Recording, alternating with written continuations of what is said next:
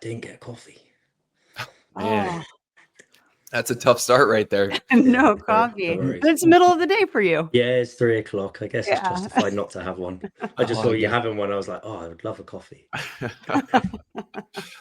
Well, good morning, ladies and gentlemen. We are excited. We've got a new guest on this week, Mr. Nathan Bird, founder, CEO of Bird Box Coaching, also runs the gymnastics course, and he's going to be with us at Affiliate Con. God, I can't believe it's already happening at the end of this month. So if you guys don't have your tickets or you aren't signed up and aren't planning to go yet, make sure you make it happen. We got James in the house. So Nathan, man, welcome, dude. Excited to have you. Thank you very much. Tell us, I'm so curious about both of these things, but I'm going to start with the gymnastics course because like that was one of the CrossFit like in-house SME courses. And so how did you get involved with it and how did you end up with it? Okay, cool. Yeah. Okay. So as a coach, I was living in the Middle East. I was coaching CrossFit gyms in the Middle East. When I met the gymnastics course, I was in Kuwait at the time. And that's when I first met it. Opportunity came up to be able to work with the gymnastics course, and I made the decision to move back to Europe because there's increased opportunities to work with them at that point in Europe than there would have been in the Middle East, just because of regularity and also travel and availability. I basically went immediately into a lead role. So I went into a lead role, leading the seminars, traveling for the seminars, which was then international travel. As I did that, I didn't actually get much feedback, any support, direction in terms of coaching. There was just, this is the material and off you go. However, the standardized material across a couple of leads was variant. So therefore, I took it on myself to then expand my knowledge in terms of education further than what I'd done previously, more to be able to direct myself and build into elements of what the course is. I use this as part of an explanation on Bird Box coaching development in terms of reflection and reflection reports and why it's important to do it. And I explained with the situation that I had in Russia, and basically I was in Russia and had an outburst from a Russian participant that was translated quite aggressively into my ear. Oh my gosh. But in terms of what happened was that I can completely empathize why he was finding the situation difficult in the course, being a 6'8" guy, super muscle bulked, heavy guy, doing a position at the end of the course, which was an L-sit, a foundational position. And it was at the end of the very course. And it made me critically reflect. And I went through a Gibbs cycle of reflection on that and identified why it was difficult for him. But more importantly, did I set the standard of that he was going to understand it was going to be difficult? And a further went round to being, actually, I critically analysed the course material at that point. I identified that L-sit and V-sit is more of a foundational structural movement that should be close to the hollow and arc at the beginning of our seminars. And that led to some shifts and change in the course material. And so then I started making the shifts and change in the course material. And then the main thing that led to my development of having the course myself was the license agreement changes that CrossFit decided to do. And so the license agreement changes, originally it was CrossFit Gymnastics, and then they went, okay, we're going to be a CrossFit approved course. No, a CrossFit preferred course. And when that situation happened, the original owner was Jeff Tucker, and he asked me to come in. We spoke about the situation. He asked me if I was doing it. I was like, well, of course I am, because all I want to do is just carry on coaching. Not understanding at that time that really internationally, the only real location that was making profit because of looking after travel margins and also positive sales was mainly European market. And so then at that point, Tucker made a deal where he's like, okay, you run basically international, I run the US, which was then a counter proposal for me to do it with a colleague, Chuck Bennington. Okay. We continued to do that through the preferred license, and then Tucker completely drifted himself out around the COVID period. So then it ended up the two of us, and then from that, the course material was refined further. Chuck then took a step back, and then it ended up being myself running everything with a complete redevelopment of course material, and the staff being developed internationally. So we have a larger staff than we've ever had. We run more seminars per weekend than we've ever done. But the material is really refined in terms of taking evidence from sports science and academia, and implementing it to on a coaching perspective, but also an athlete perspective. So it's very different to then doing a gymnastics camp. It's very different to doing just a weekend workshop. It's something that's progressive and developmental to people to then be able to learn and actually take away and put into practice. So tell me more about that. Is it geared? So it sounds like it's geared to both athletes and coaches. And so is there takeaways on both sides of things? Obviously, as the athletes that are doing the drills, but then like you guys give coaching advice and direction as well. I would say it's predominantly heavy focused towards coaches. However, the way it's provided and delivered, it is accessible to athletes and to coaches. We never shut the door to athletes. Our perspective is that, let's say, for instance, there is a part on the course where we may talk about coaching styles, or we might start talking about self-talk, for example. These elements would have a relevance, and programming is another example. These elements would have a relevance to those people who are in the room just as an athlete. So if we were to say that to a coach, we would rather you use external coaching cues. And as you use external coaching cues, because research has told us this, we provide the research evidence. So we use an example of Romanian gymnasts that were given internal external coaching cues, which were better and why, and how to then triangulate those external coaching cues by using metaphors and metaphor triangulation. And so then what we're doing is, okay, that sounds maybe at the first stage quite deep for an athlete to learn, but what it does, it teaches an athlete how to think in their mind about how to approach the movement, or what they should be thinking in their head as a positive self-talk within the movement. And it gives them a clearer direction as an athlete and not just the coach. And therefore also it makes these athletes more coachable for when they are coached by their main coach. Nathan, can you give an example of an external versus an internal coaching cue? Yeah, sure. Okay, so if I was to say to you, I want you to jump as high as you can and land softly. This is a generic coaching cue. But if I was to say, I want you to jump as high as you can by squeezing your quads hard, and when you land, I want you to bend your knees and ankles to receive the landing softly. That would be internal. However, if I was to say, I want you to get your head through the ceiling, and then I want you to imagine you're landing on a sheet of ice, this would then be an external. Very cool. Yeah, that's awesome. Yeah. Now, what's your background in? Did you have background in gymnastics, and is that what drew you to this in general? I did gymnastics as a kid, but I actually stopped gymnastics because my rugby coach turned around to me and says, "You've got to stop dancing, come play full-time rugby." That was the effect of his words. As a kid, I did many different sports. I played football, athletics, rugby, cricket. Like I would expose myself to as many different sports as I could. I think about the age of 12 to 13, my football coach turned around to me and was like, you can make it if you just stop doing all the other sports. But because of the culture and the way it was presented and the way the coaches were, it really put me off and pushed me away. However, it was about 1 year later that my rugby coach had a similar discussion with me. But my rugby coach at the time was a SBS, so special boat service, like SAS, but SBS. Very well presented, well articulated, was a good leader, and the way he presented that was completely different. And so for me, I was like, okay, I'll follow that pursuit.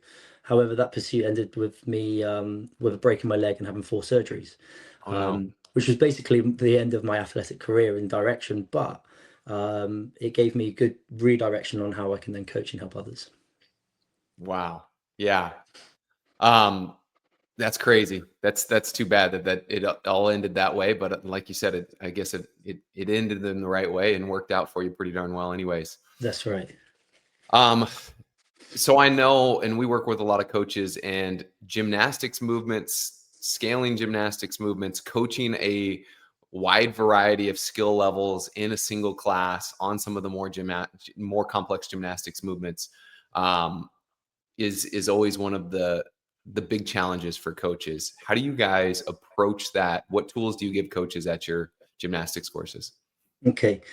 So it integrates across from coaching development to the gymnastics course, and part of the integration of how we coach people is integrated from Bird Box to TGC.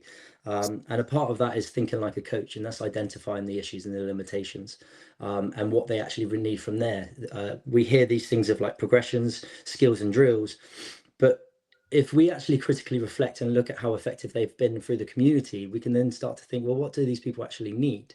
So then we can then start to identify, is this a mobility issue? Is it a strength issue? But we actually break that down further. So we say it's a mechanical issue, a structural issue, or a strength issue. Mechanical may be like, for instance, a physical block. Where I said I broke my leg, I've had 4 surgeries on my ankle. I actually have a physical calcified block within that ankle, and I have to do what I can to manage around it. However, someone who can't lock out their elbow above their head, but can lock their elbow out in front of them, that's not a mechanical block at the elbow joint, but that is a limitation, a structural issue where there's tension through the shoulder, poor range of motion at the shoulder, where the thoracic spine into extension with the scapulothoracic area is a relationship to the shoulder. That's the actual block which is happening to the elbow. So therefore, it's a structural issue that we would need to make a change to. Or potentially it's just a limited factor of strength and that the athlete needs to be stronger. So then we talk about strength approaches in terms of using different contractions, using isometric, eccentric, and concentric contractions as tools, knowing that we're going to create muscle architecture changes. So muscle architecture changes in terms of eccentric loading could be increased fascicle length, pronation angle, cross-sectional area, or increased neurological adaptations to actually increase motor unit recruitment.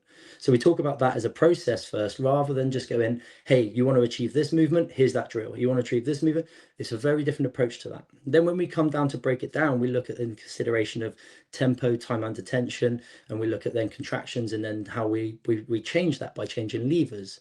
So example would be, let's say for instance, someone wants to achieve a strict toes to bar. Not many members have a strict toes to bar, but they are kipping toes to bar. We set out rules and laws on the course. So one would be static before dynamic. So you'll be doing stuff on the floor, then the bar, then the rings. Strict before kipping. We expect to see a strict pull-up before a kipping pull-up. But that also means a set standard of mastery. That's where the eccentric and the concentric, so the upward phase and the downward phase, look identically the same in terms of a strict movement. We will build an isometric base, so there's support and stability within these positions, and then develop the strength and position awareness with eccentric loading contractions. This is our development to those shapes. So if we want to hit a strict toes to bar, again, which not many members do because it's not being coached to that standard, we then need to consider, well, how can we break this down? We can look at like high intensity, low volume, high intensity, or we can look at the moderation between the two. So if we take strict toes to bar as being high intensity in terms of the contractile strength and the force that's needed, we would then do potentially lower sets and reps, so 5x5, 3x5, but with tempo control.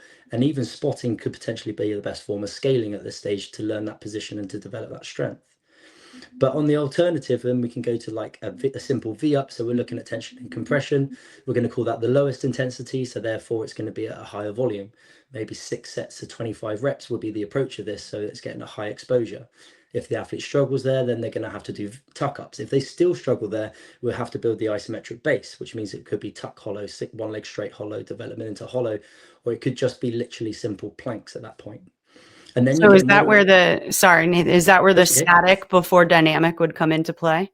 Static before dynamic is in relation to the apparatus. So I wouldn't get an athlete onto the rings unless they can do movements well on the bar first. Okay. So if they want to be able to do like for instance, a bar muscle up, they should ideally be able to do a ring muscle up. They should be able to go into a bar muscle up prior to that. To be able to go into a bar muscle up, we would like to see a pullover. So there is a strict control pullover. And so there's a couple of like set standards of development so that we know that the athlete's not at increased risk moving from a static apparatus to a dynamic apparatus. But in terms of that would be building an isometric base as part of that rule so that they can do the isometric contractions first to then develop eccentric. So let's say they can't do that V up. They would do tuck hold in isometric holds or planks, so isometric contractions. Then they would go through eccentric contractions, so like an eccentric sit up, which is very different than doing like, for instance, an eccentric controlled GHD, because posterior pelvic tilt, anterior pelvic tilt are different. We're keeping the rib cage down instead of opening the rib cage up. So there's a control of just maintaining rib cage down, posterior pelvic tilt in terms of hollow position development. And then when we come back to that toes to bar, in terms of moderate intensity and moderate volume, what we can be looking at is something where like you change the angle of lever. So instead of reducing the range of motion, we change angle of lever. So the way we present this on the course would be we take a barbell, or you can take those road pull-up bars for children, but putting the barbell down on the JPEGs and then tying it on the band so we know it's fixed safely. Putting a box slightly behind, putting a bench off the box so we keep a decline angle of the box. A preferred method with this would be using a bench of stool bars that you would have seen in like my area, like gymnastics as a kid, like 4-year-old gymnastics, where you got those, you have to walk up the bench and go up the ladders on the wall, that kind of stuff. That would be a preferred method, really. But what we can do is we create that within our CrossFit box. And from that, what we've done is we've changed the angle of the lever, but the athlete has the ability to still have hand position locked out with good grip on the bar. They'll still be able to have their ear in line with their arm. They'll still be able to go active shoulder, and they will be able to compress full range toes to bar. And we're going to call it moderate intensity, moderate volume, so that they get the training adaptations. There's gravity force going through them, and that we'll be doing something like 5-6 sets of 8 to 10. And if we take an alternative like thing that we may see within the community is something like taking a kettlebell, taking a dumbbell, holding a rig, and then they bring their toes to that position. If we critically analyze what's actually happening in that position is, when you start bringing the feet off the floor, there's gravitational force against those feet. And as we continue to go up, as soon as you come to that 90-degree angle, there's no gravitational force and no compression force at that point. As we keep going past that 90-degree angle, then there's starting to be some compression where the athlete pulls themselves down in. So there's a little bit of development there. What you end up with this space is no strength and no positional development. And so then when people come back to the pull-up bars after been doing that scale on the floor, yes, they've been scaling the task of making them feel like they've been doing reps, which are towards the task of the goal, but they've not got any development in terms of positional strength or awareness, so that they can't get better at the toes to bar, which they wish to get. So then they're lacking that strength and positional development. And hopefully that's like a contextualization to understand the difference between scaling and the objective of task and actually controlling contraction of strength and having the principles behind us to be able to get people to move better. Yeah, I like that drill and the box and the bench and the kids bar and all that kind of stuff. That makes so much sense. And you're absolutely, like, I totally get doing the version of on the ground and how it doesn't really translate. I think the challenge is a lot of times for coaches is like, I love it. That's a lot of gear. I got 16 people in class, 3 of them can barely hang on the bar, 6 of them can do toes to bar, kipping, no problem. How do I make this actionable? How do I do this in a way and put this into my regular class plan to where it's like I'm not spending a bunch of time setting up equipment? Obviously, I think bringing stuff out before class makes sense there, but it's like, hey, if I've got that equipment here, that's taking away a big portion of my rig, which I might need for people to do in the workout. It's like, how do we make this happen in a regular class? So one real way to answer that question for you is to then directly ask 2 questions back. One would be, what's the coaching philosophy? What guides you in your coaching? Because CrossFit's a methodology and not a philosophy. You need a coaching philosophy. And in that part of the coaching philosophy, you had predetermined leadership styles, but also what you'll have is different coaching styles. Now, how many different coaching styles has CrossFit level 1, 2, 3, and 4 taught you? Now, this is not a negative analysis. This is just a perspective analysis, because we always support the level 1, 2, 3, 4 process. They have to go for it as a minimum standard. But if we critically reflect, how many coaching styles does level 1, 2, 3, 4 teach? Autocratic coaching, 1.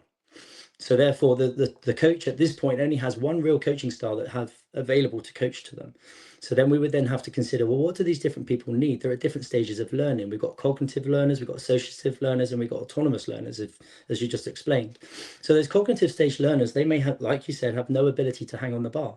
And therefore, they do need our connection and our ability, but they need to go through just the movement to learn what's going on to become more competent as a cognitive stage learner. So at that point, they potentially just need positive reinforcement and a growth mindset towards being able to do that. And their scale simply on the floor. Now, if, let's say, for instance, you're at the associative stage of learning, and then the athlete's starting to understand what they're doing. If we use autocratic coaching at that stage, we're maintaining them to almost stay in the cognitive stage of learning, because we're telling them what to do and when to do it. Because we're removing autonomy, they have no autonomy in their development. And then we need to develop their competence, but we're always scaling them down. So therefore, we need to then bring them into the decision-making process, see what they want to do. And as long as they understand the principle at that point, how they can then get better. So then a part of that would be, well, ideally, that might only be 3-4 people who might be on the box, the bench, and the bar on the decline going through that repetition. Now, alternatively, if you don't have the space for that, there may be an adaptation to the workout in terms of what that person really wants to get. They want to get to develop to a strict toes to bar to eventually get to a kipping toes to bar. Well, we've also previously mentioned that the best form of scaling is potentially going to be spotting. So for instance, in the past, I've done workouts like Nicole, where it's a 400-meter run, max effort pull-ups. one of the simplest approaches there is to buddy up someone so that they go into reciprocal coaching and use a reciprocal form of coaching so that they work with somebody. They do the 400-meter run together, and by enforcing that, I would make them run just holding a band, so there's like a team workout. But then when they come back in, it's partner number 1 does max effort pull-ups spotted from the waist, and partner number 2 does max effort pull-ups spotted from the waist. They're strict pull-ups, so they're getting the adaptation control. It may be that they decide between them, they give more support on the concentric and less support on the eccentric, and they get to morally support and push each other as they go through that. So you could do the same approach on the strict toes to bar at this point. Then you can then start looking at bringing on the bar. If they haven't got a strict toes to bar yet, but they got the beat swing down, we can start looking at like segmenting the way we break it down. So let's say it's 15 toes to bar. It may be 1 strict toes to bar as high as they possibly can with a 3-second pause at the top. This will be their target line. And we're expecting that target line to descend over the workout. Let's say it's 5 rounds. Because they're going to be fatigued. Well, that can be a reset target on each round. And then once they hit that line, they hit that 3-second pause and they do the eccentric control for 3 seconds. They then go through 5 beat swings and then 5 toes to bar, but to the line of the height that they achieved on that isometric hold. So that they've got a development phase there, and they know that their workout is a developmental progress rather than always performance to the task. If that makes sense.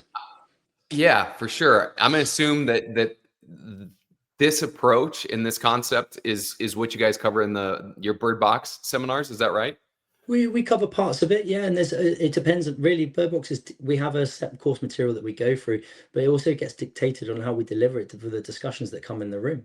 So therefore, if the question is specifically about that, then we will cover that discussion, but we may change it. We do have a level 2 course on Bird Box. This is very much focused on interventions. So for instance, in sports psychology, that you would provide an intervention. An intervention isn't something where we intervene and make it, it's where we provide a change for a positive development. And so then also in terms of exercise coaching, we want to be able to then provide interventions to movement quality so that people have the ability to move to mastery. So then at this stage, when we have an intervention, a lot of that course is developed off interventions. Many people go away and want to put it into practice, but they ask how. And then we start to then discuss culture. And we use an acronym called TARGET, which is actually written by Epstein in 1989. So like a gold standard year, I normally tell the group at that point, because it's the best people were born in 89 anyway. 1989, yeah. Nathan, So really quick, before you go into Target, I've gotten a request for you to please, sure. adjust your video or your camera just so you're a little more centered in the screen. So just, there we go. Perfect. Magic. Sorry. Thank you. Let me throw this up too, just to give this shout out. I threw it up, but I just don't want you to miss it. One of the best things we took away from the course was establishing our coaching philosophy amongst our staff. So pretty cool. Yeah. Super cool. That's Kanan. Yeah. So tell us more about that. How do you help coaches come up with a coaching philosophy? And tell us like the different philosophies. Yeah. We guide them that they have to have underpinning knowledge and evidence to guide that principle, and we provide some of those things through the weekend. And then it comes through 5 like guiding questions, but basically it starts with like, what are your morals, your ethics, and your values? Like, have you written them down? Now, I know some people write these down. I know they write them as course, as businesses as well for gyms. So we're not naive to that. But in terms of a coaching philosophy, we don't see it often coming very much. Then from developing these kind of 3 elements, you start to develop into a mission statement. What do you want to achieve? And what's your clear goal towards that? From developing a mission statement, then we start to look at going into what our leadership styles are. Now, if you're not studying leadership styles, then potentially you've got no clear direction to write a coaching philosophy. So the first question to the coach would be, hey, what leadership styles are guiding your practice to provide CrossFit? And they'll go like constantly very functional movements, high intensity. I'm like, very good. You've explained the methodology, but what's the coaching philosophy? So to give you an example, in terms of leadership styles, we present 2 key leadership styles through Bird Box. Now, the reason why we present these 2 is because it's part of my coaching philosophy. It's the easiest thing for me to present. And then we explain, look, there's other like leadership styles out there. Please don't have to take this. If you like it, then feel free to, but go and explore it. If you've come from business, where we know some box owners and some coaches that come from business backgrounds, and they may have learned leadership in a different dynamic, it may guide them on how they want to actually be a coach. So the two that we present normally are transformational coaching, and we also present multidimensional leadership of sport. Now, the reason why we present these two, everyone comes to the coaching development course and even TGC because they want to be more effective as coaches. And therefore, we have to go off references rather than making stuff up. So we've got different references that we pull in. The first one is that coaches are blissfully unaware of their own interactions. A better perceiver of a coach's actual actions are the peer coaches or the athletes that they're working with. And so we always highlight that quite well. So basically, you might think you're fantastic, but if we want to know if you are or not, we could talk to your peer coaches, we could talk to your athletes, but actually, in the simplest term, we can just come to your box and look at how people move. Because if they don't move with mastery, then we know no coaching's happened. Now, on that point, we could actually potentially say, and people can question themselves, what percentage of their members can move with mastery? And let's take the back squat. We've asked this question at affiliate gatherings before, and I probably will poke the bear and ask this in Dallas, I reckon, at some point, so people can critically review it in advance. But if we were to say 5x5 back squat is not a maximal test, it's going to be like 85% of their maximum load. Therefore, it's not their maximum. What percentage of their members can do 5x5 back squat with mastery? Now, we have to define mastery better for them to be able to answer. We're going to say that mastery is the eccentric and the concentric movement will visually be identically the same. That means that all joints moving well, when they go down, they are stronger on the eccentric contraction than they are the concentric contraction. Therefore, the way up must look exactly the same as the way down. So if you see an athlete going down in good shape, but then their butt shifts backwards or their knees squeeze in, or you get these abnormalities, or they lift with their thoracic, or whatever the changes in the movement, this would not be classed as mastery. Now, 5x5 back squats is 25 reps, and I'll be generous. We'll say we're looking for 24 reps because I'm okay if you struggle on that last because there's One last rep. Yeah, ideally 25 reps, but we also want to challenge them. So that 24th rep, that 25th rep is if the last set, the last 1 to 2 reps is challenged, then okay, we're getting good principles of training adaptations. But what percentage of members do we really perceive can do 5x5 back squat with mastery? And if they can't, why aren't they? Is it because we're not coaching it to that standard? Now, I've asked this at affiliate gatherings, for instance, in the UK, in Poland, in Netherlands. I've also asked it on seminars. And the average that we receive, so for instance, in the UK, I believe it was something between 500 and 800 boxes. 1 to 2% was the consensus. In Netherlands was also 1 to 2%. In Poland was 1%. I did a seminar in Chile. They perceived 70% somehow, but then by the time we finished the weekend, it came down to 1 to 2%. So remember, we're blissfully unaware of our own actions. So the question is really then, well, what's guiding us, and do we want to be more effective? And the way we then present that back is through transformational coaching. And the research tells us that you do not have to be transformational to be effective. However, if you strive to be transformational, you will become effective. If you are effective, you will become more effective. Transformational has 5 key elements: charisma, intellectual stimulation, individual consideration, inspiration, and individual. Charisma, intellectual stimulation, inspiration, individual considerations, and idolized influence. Now, idolized influence, that 5th one I just said, that's your coaching philosophy, the way you present forward. Now, if you don't have a coaching philosophy, you don't have the ability to be a transformational coach. You may be through charisma. And when we talk about charisma, we say that charisma is the emotional connection between the coach and the athlete, or the coach and the group of athletes. Then we can break that down into 10 key elements, charisma. So for instance, hand gestures, how you purposefully use hand gestures. Like, it's really important to me that you guys, there's going to be 4 rounds in this workout instead of just being an Instagram conductor. So we can learn that specifically. And now when we do courses, when I come to do a course in the States, I'm like, charisma, tick. Good job, guys. You've nailed it. But then we get to like Scandinavia, Germany, Eastern Europe, and it's not that they don't have charisma. It's just it's different. It's presented different. So there's elements where some coaches really need to focus on it, and that's why I say the course material is flexible. Because if I do come to the States, I'm like, we'll still go through the principles because there's a couple of outliers in the room where they may need to develop it, but we'll spend less time on that. But in reverse, we'll spend more time on something else somewhere else. So charisma will be one, idolized influence, intellectual stimulation. Now, we provide understanding to motivation. We use self-determination theory provided by DC and Ryan. So we don't make it up, we reference it. And we talk about intrinsic and extrinsic motivation. And in terms of intrinsic and extrinsic motivation, we know that extrinsic motivation is not as strong as intrinsic motivation. And if you have an athlete who's strongly intrinsically motivated, and you provide them an extrinsic reward, then their intrinsic motivation will be diminished. Now, to achieve intrinsic motivation, we're looking for accomplishment, stimulus, in reverse, stimulus, accomplishment, and knowledge. Well, knowledge is the highest end of intrinsic motivation. So therefore, we should be providing intellectual stimulation, part of transformational coaching, to our athletes for them to really understand why and what they're doing. And instead of just autocratically telling them what to do, we start to provide the why. That may not come into the cognitive stage of learner, but when we get athletes into the associative and autonomous stage of learning, then we start to then build their why and increase their intrinsic motivation. Now, in terms of like theories of like leadership, there's also like social identity. My argument is CrossFit develops a very, very, very good social identity.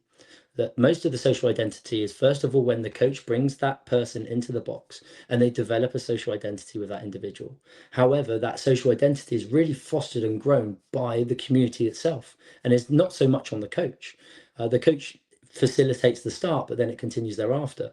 But part of that social identity, and most of the coaching that's being received is autocratic and driven towards task, which would bring me back to the target acronym, is basically keeping people in the extrinsic motivation. They're looking for extrinsic reward. Are they going faster than someone else? What's the scores on the whiteboard? Have they lost their body weight? And that's most people's goals. So then when we reflect that to exercise adherence, or therefore you would relate that as a gym owner as your retainment, or like the keeping people in the gym, that's where we start to see numbers where people stay at CrossFit gym for potentially 6 months, 2 years, 3 years. And after that, they start to drop down. And suggestively, the thing that's missing is the next level to coach an associative autonomous stage learner, because we're going to have to use different coaching styles than autocratic coaching. And we have to relate to them on different elements, but we're also going to have to keep them at intrinsic motivation and not extrinsic motivation. So we'll be looking at the development pieces of that, how to be a more effective coach. That was a big for you, so you chat through that. Yeah, I want to go back to one of the things you said a while ago, but it's like you make mention of your effectiveness is directly correlated with how well people move, right? And walking into a gym, you should see people move well, and I think that's the direction that we push as well. It's like we've said at level ones, it's like your air squat is your CrossFit handshake. It's like you want to know how well you've been coached or do coach. It's like, how well do you actually move?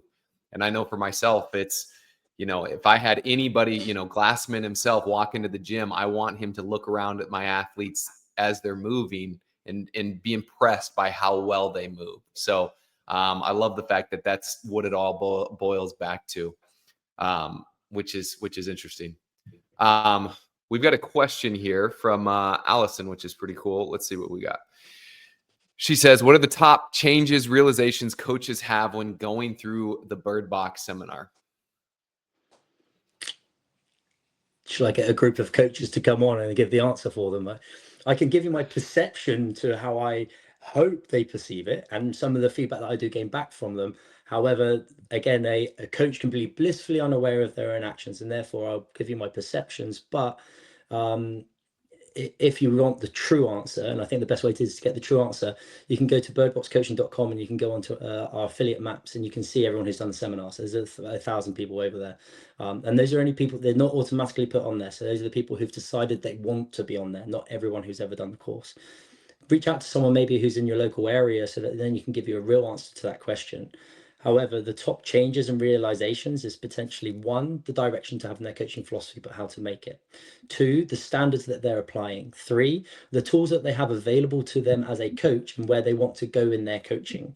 I would also say that they, at the end of every seminar, when we provide the seminar, we do give written feedback. So one of the course objectives is to increase your personal perspectives of the course, of yourself, personal perspectives of yourself. Now we do that through the course, we provide feedback through the course, but you do also get an in-detailed written email at the end of the seminar, personal to you. So part of that in that development is it can come in many levels. So I'll give you another example would be, we would ask the question, who are you? What's your nature? Now, we don't go much deeper than that on that question, because it might be that you do actually need a psychologist to go and answer some of them. We don't want to break them on the weekend and have to build them back up. But we do that one simple question. But then we go into, well, what's your personality? Do you understand personalities? If you don't understand personalities in your own terms of personality, then how can you understand others? And then you want to understand different personality types. Well, that means that we break it down. There's many different personality type of assessments. There you got like the big five in terms of the psychological big five, or you got the 16 breakdown where you're a giraffe, an elephant.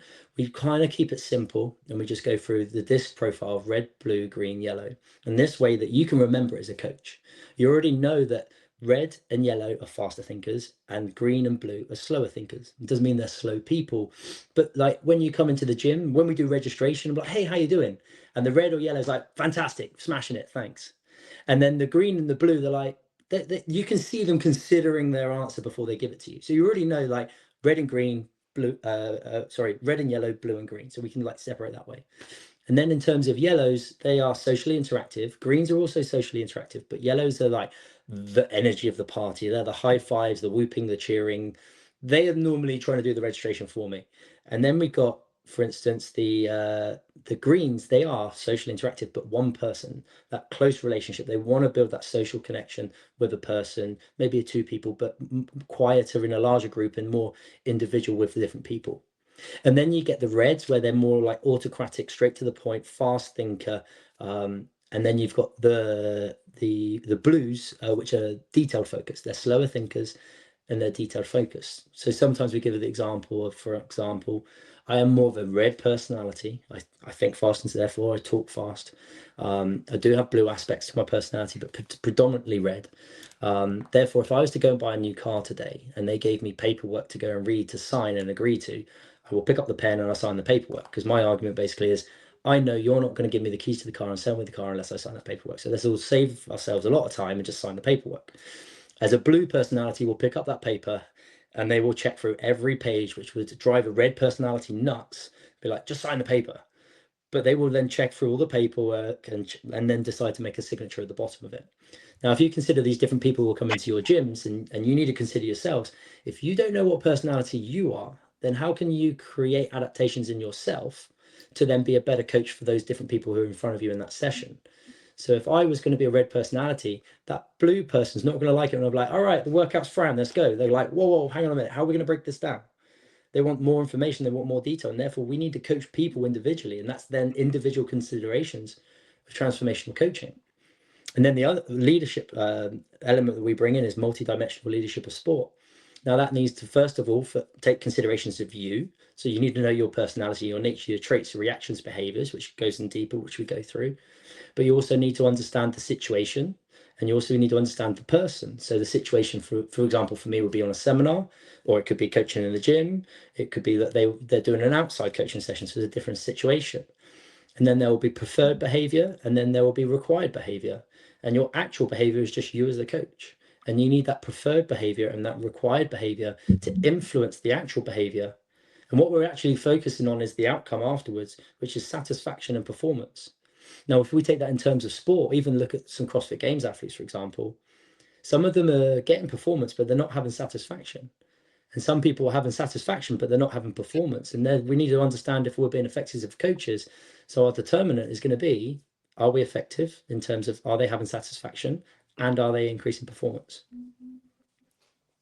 So I want to go back to the colors. How do individuals determine for themselves what color they are? And then how do we determine who our athletes are and where they fall into those categories? Okay, so the real thing is personality testing. So we would then provide a simple personality test. When I was in the Middle East, we would then have a iPad on the side, and we would give the personality test. It's part of the joining thing. So where you sign a PARQ form, you can add a personality test at the beginning. So then when you go and do fundamentals and then you do the on-ramp process, you might not be taking it, but you would give the coach to the next coach who's going to do on-ramp, and you'd be like, hey, here's so-and-so, they're red, or they're green, or they're, and you get that understanding how to connect with them immediately by understanding their personality. Now, as you do more, you first of all need to understand yourself, but as you do more, the way I explained it, I know I explained it fast, but you can really just break it down. Are they analytical, detail focus, or are they social? Are they fast or slow thinking? Those three questions will basically answer the split of the four for you. Now, you are generalizing, but that's perceptions, and you may be incorrect in your perceptions. So, for instance, people will present themselves different in environments when they first come in, and the way you'll have to change, and you have to watch it and you have to adjust yourself to it. But the way they might present them might be the way they want to receive their coaching that day. So therefore, you want to adapt and change that in place. A good example of that is on the seminar, I find it difficult to recognize red personality sometimes on the course. Now, over time, it took me maybe about 20, 30 seminars to start to identify, why are we not getting any red personalities on the seminar? And then I started to identify we are. But with a red personality, where they're quite autocratic, direct to the point in a leadership position, when there's another red personality, potentially an alpha male, alpha red personality, and I'm not calling myself an alpha. What I am, though, is when I'm on the seminar, I'm in that leadership position. Yep. So I automatically take over that realm. And then those red personalities start to present themselves in different lights, maybe their secondary color. So therefore, if I was in the room where I'm not the leader at that point, potentially I'd come into a more analytical and detailed focused approach for me to be within that room with another red autocratic leader, if that makes sense. So then that's an adaptation. So it took me maybe 20 to 30 seminars to start realizing we're not having red personalities within the room. What actually is happening is that they're taking on different elements to themselves and presenting that because they don't have the opportunity to be that red leader at that period of time. And then occasionally you start to see it come in when you get them to do the coaching for their assessment at that point, and be like, he's red. It's just that he's been hidden by me for this day. That's exactly what I was going to ask you, is if you started to notice that red color come out a little more in like the smaller groups where they're able to interact with each other and you're not like right in the front leading everything. Super interesting question. Now the answer is yes, but there's another part to that, and that's what we started to identify, is that we get people who come in and present that way. Because if we do again a critical reflection of what they've learned previously, they've only learned autocratic leadership, and that will then push to a more of a red style of coaching in terms of personality and the way they communicate. So again, it's not a negative criticism, it's just a process criticism. Level 1, 2, 3, 4 has taught the processes to exercise instruction of autocratic leadership, and therefore what they perceive as the way they must coach every time is that one way, and therefore they will coach with a red personality. However, I've already done the assessment in terms of like talking to them and understanding them, and I'm like, you're a green personality coaching with a red personality type. You're not connecting your genuine self into your coaching. So therefore, the reason why you're getting stuck and you're struggling on some of these elements is you're not being your genuine self when you're coaching, and therefore people can't connect with you. So you can't develop a coach-athlete relationship. And one of our hierarchy pyramids at the beginning of the seminar says, if there's no coach-athlete relationship, no coaching can happen. Mm-hmm. Yeah, that's really interesting. It's like we talk about authenticity and being like a bigger version of yourself, but finding ways to still be the genuine version of you when you're connecting and coaching with other people. So I like this. It's like digging into that a little bit more. I will say, Nathan, that you and I should never go car shopping together, because I don't think you're going to read the paperwork, are you? Yeah, you would not like to car shop with me for sure. Amazing. We've got a question here from Amit. Colors are good. How do we use that for cueing, like during a specific warm up when there's a big class? Does this come into play when we're on the floor with a group and we've got to do the thing with a whole bunch of different people at the same time? So I'll answer in two ways. One is potentially, well, what are you? So then if you're a green or a blue personality and you're using autocratic leadership at that point, you're potentially going to have to go away and learn different coaching styles that suit you. That at some point in that session, you're going to use autocratic coaching. You need time management, you need control, you need authority. But then you need to then bring in some potentially democratic style of coaching. Now, that's just two which I've explained, but there's many others that we go through. Now, by going into democratic style of coaching, you allow the athlete to come into the decision-making process. In doing so, you're increasing their autonomy. So if we come back to self-determination theory and intrinsic motivation, we said the three things at the top. Well, that intrinsic motivation is made up of three key things. That's autonomy, relatedness, and competency. So those three things, if they don't have those three things, they can't have intrinsic motivation. So if you autocratically coach them and tell them what to do all the time, then they're not going to be able to get their intrinsic motivation. And so then you diminish that in terms of your coaching cues, and everything just falls flat. However, if they're potentially a red personality, and they like just autocratic direction, telling what to do, then it's going to be effective. Then use it. But in terms of the others, you're potentially going to have to communicate, and then you're going to have to use more of a democratic style of coaching, whether it's reciprocal, divergent, whether it's a guided learner, self-discovery, whether it's going to be laissez-faire, whatever the coaching style that multiple lists can go on, whatever you want to then develop as a coach to use, then they can be more effective at that point. And then what we say is we use sensory coaching. Now we coach sensory coaching because an athlete can only feel, they can't see. So at a cognitive stage of learning, you will have to use the coaching cues as you've been provided, like knee out, hips back. They're going to have to do that. But at some point, they need to understand feeling because they can't see what they're doing. Therefore, we use sensory coaching. And therefore, when you come to those cues within a coaching session, we're looking for what we call punch cues. Punch cues are just that reiteration of what you've been doing with them to redirect them to the task position that you want. And again, they can only feel, they can't see what they're doing. So ideally it should be sensory, and it should be external, and it should have a metaphor in relation to it. And in terms of that sensory pyramid, we go through contact, balance, breath, tension, stillness, tension and smoothness. So stillness, tension, smoothness. It's a six-step pyramid, and you can't develop from one to the next. So a good example is, how many times do we see people's toes coming off the floor? You may hear a negative coaching cue, wiggle your toes. I've critically analysed that with old school level 1 staff, where I go, hey, why are we saying wiggle the toes? And they're like, well, the original message was wiggle your toes and then put your toes back on the floor to kind of drift the people out. And that's kind of fallen into just wiggle your toes, and you see people squatting with their toes in the sky. I'm like, great, that's perfect, because that explains why it was there. We should also critically analyse all our coaching cues. So another example of this would be knees out wide. It's a great cue. However, how many times do you see people driving their knees out wide and their foot peeling off the floor? The principle of driving the knee out wide is create torque.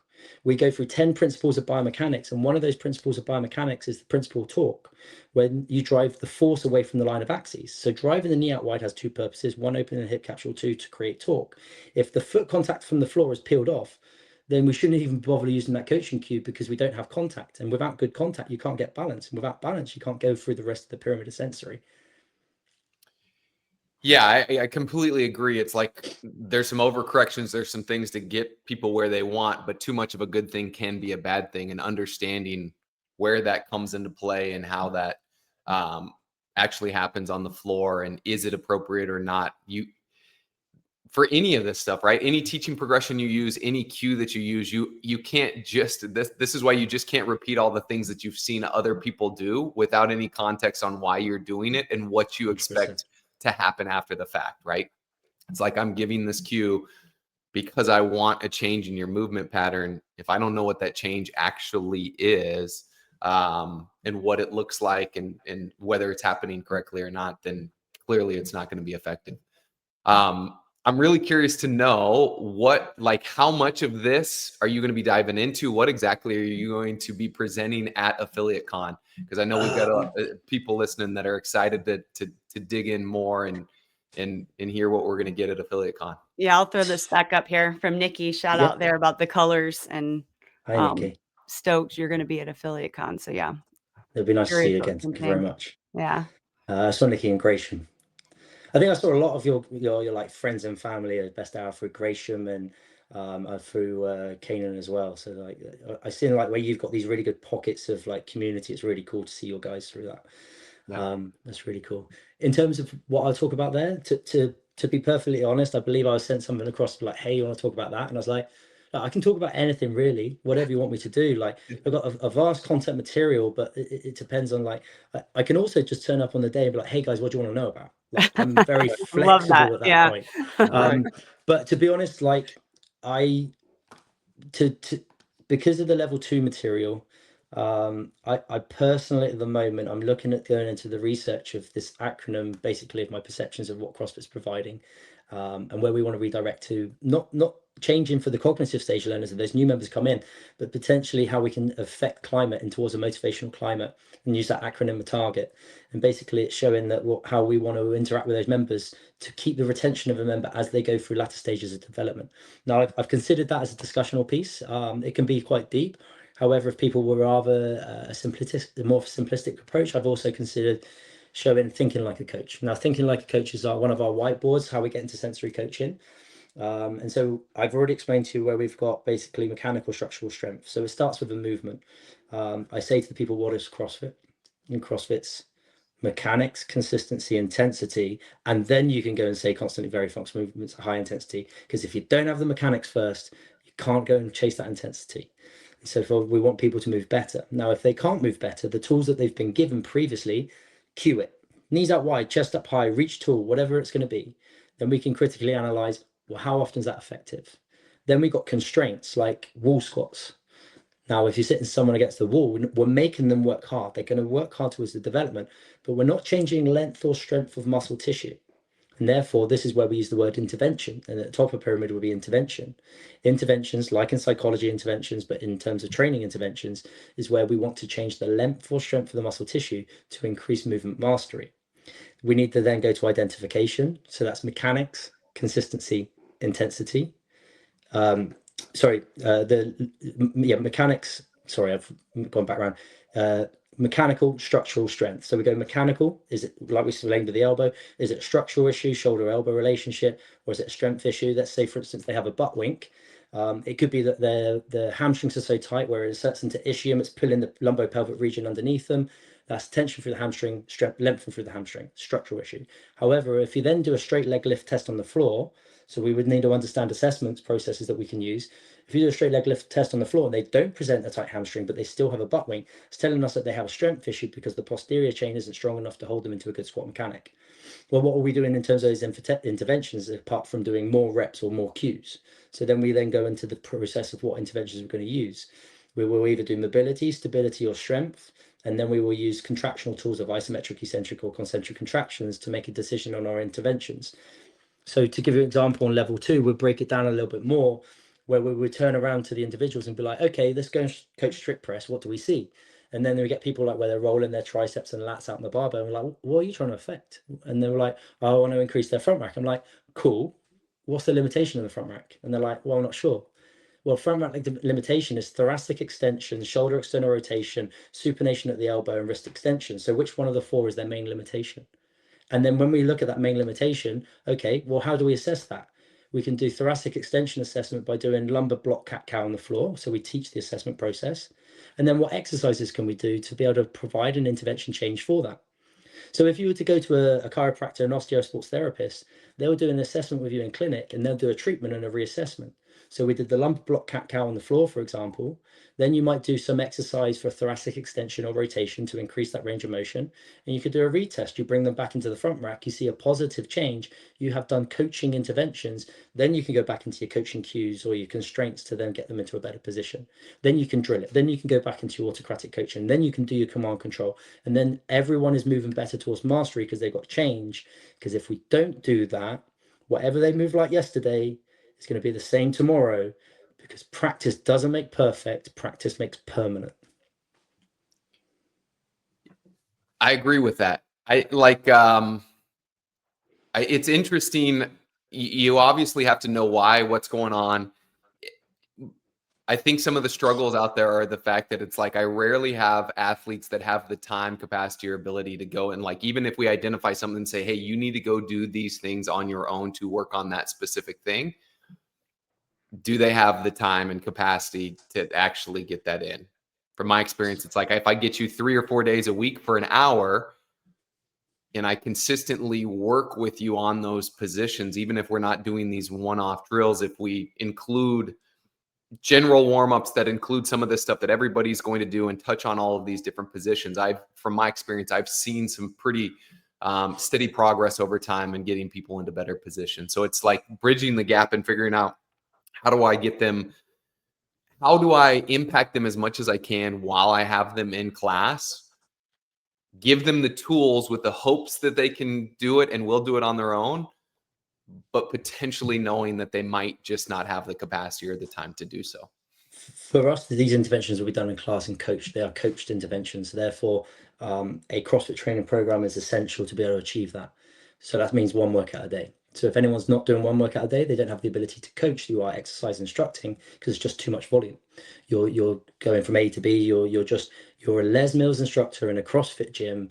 Basically, if you follow a lesson plan with a Les Mills instructor, two-part workout as well, you basically might as well put the same CD on like Les Mills used to do and stand in front of the class and go 5, 6, 7, 8, because that's exercise instruction. So it has to be one workout a day. Now, some days, let's take a Murph workout. That's a long workout. You're not going to get interventions in. So therefore, that's not going to be the intention. But let's say it's Fran today. Fran's a 2-minute workout, 5-minute time cap. There's a lot of time for a lot of coaching.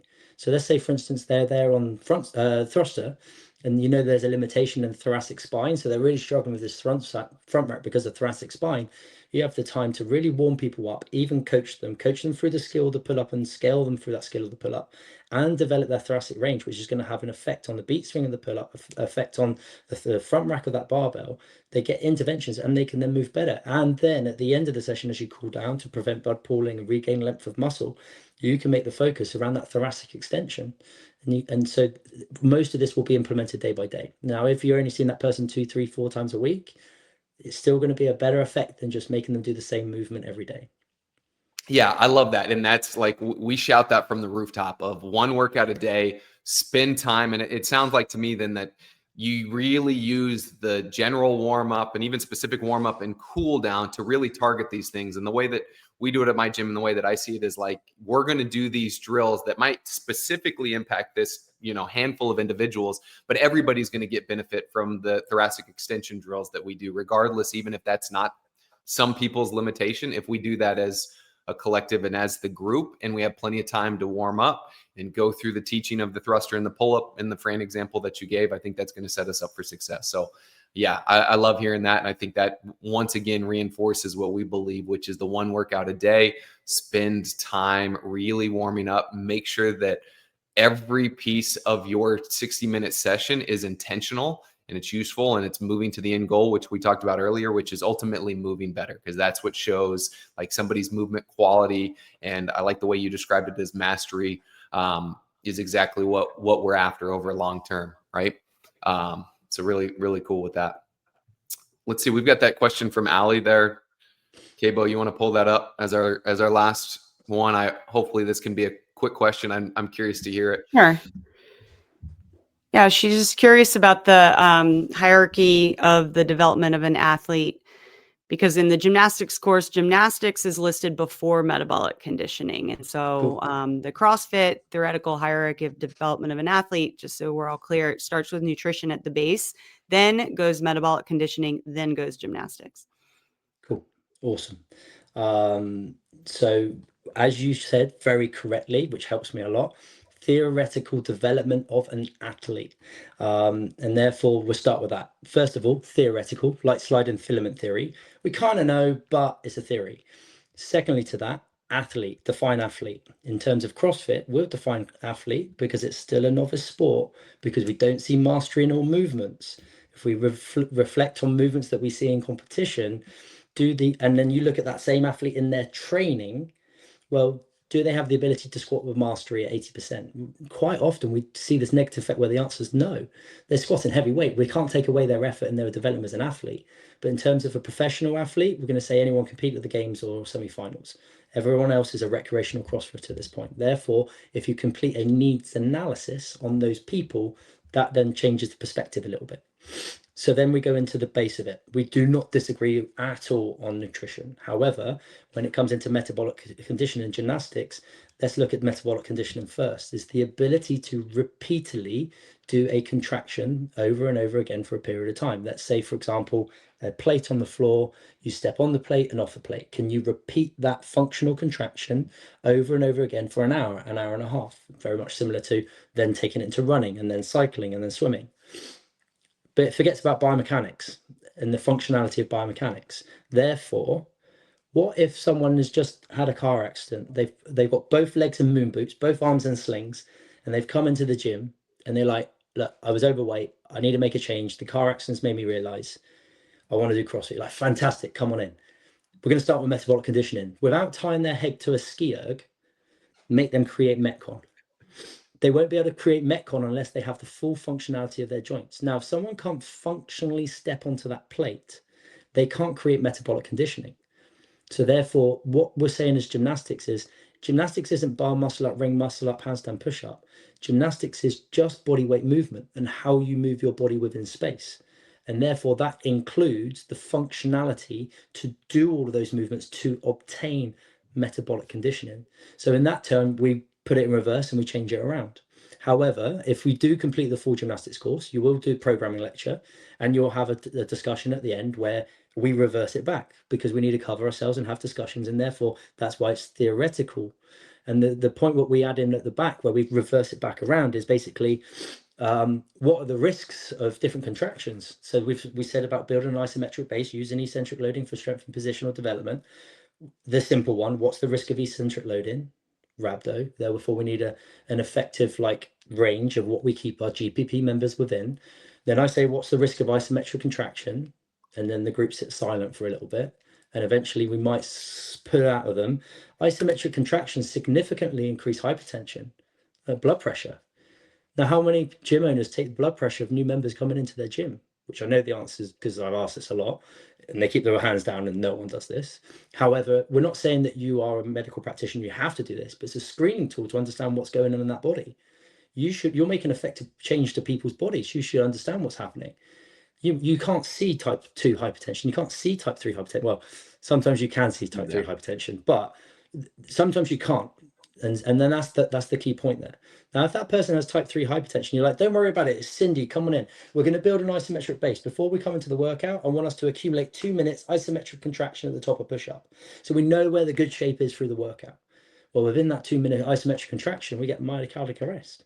But actually, we need to consider what else also increases hypertension. And that's going to be high intensity interval training, resistance weight training, isometric contraction, the rest of CrossFit. Right. We're not saying we don't bring these people in. We're saying that we need to know it's a red flag. It's a screening tool. There potentially is a doctor referral with a good discussion saying you need to see your doctor. We need to know that you're just fat, overweight, whatever the problem is. There's no real major underlying health issue in terms of, like, let's say, cancer or like a severe diabetes where this really needs managing medication. But potentially you need to go and get checked. They may not offer you medication, your decision on that, but this is the place you need to be to bring that thing down. Then they come back in. But when they do come back in, they need to go through low intensity aerobic training for a period of time. Doesn't have to be too long. It might be like 3-4 weeks, where you get them in the gym, you warm them up dynamically with the group, you put them on a bike erg, and they do 3 minutes of low intensity. And then they get off that bike, they do a 300-meter walk around the gym, depends on the size of your gym, and they talk to you, and we call that the talk test. And if they can have a conversation with you, good job, go again. And if they cannot, then we're potentially like, you've done fantastic for today, let's do this again tomorrow. And then eventually over time you bring down that blood pressure, and that is why we explain that then potentially metabolic conditioning needs to come back in before gymnastics, depending on the needs and assets of the individual. But the real focus there is gymnastics is not bar muscle ups, ring muscle ups. Gymnastics is body weight movement. Yeah. It's almost like it can sandwich metabolic conditioning, right? You've got to be able to control your body in space before you can even run, row, bike, jump rope, any of that kind of stuff. And then once you can do that, then we can add in the more complex gymnastics. And then you need a baseline to do that. Absolutely. Yeah. Yeah. Love it. Well, this was awesome, man. Really enjoyed it. Don't want to take all your time, but can't wait to hear more about this and to see where you go with your presentations and the discussions at Affiliate Con. I'm excited and kind of hoping that you go up there and go, all right, guys, what do you want to learn? And then we Me too. I'd happily do that. If you question and answer would be awesome. Yeah. And then just formalize your presentation based on that. But this has been great, man. Where can people find you at that want to learn more other than Affiliate Con? Okay. So websites are the gymnasticscourse.education or birdboxcoaching.com.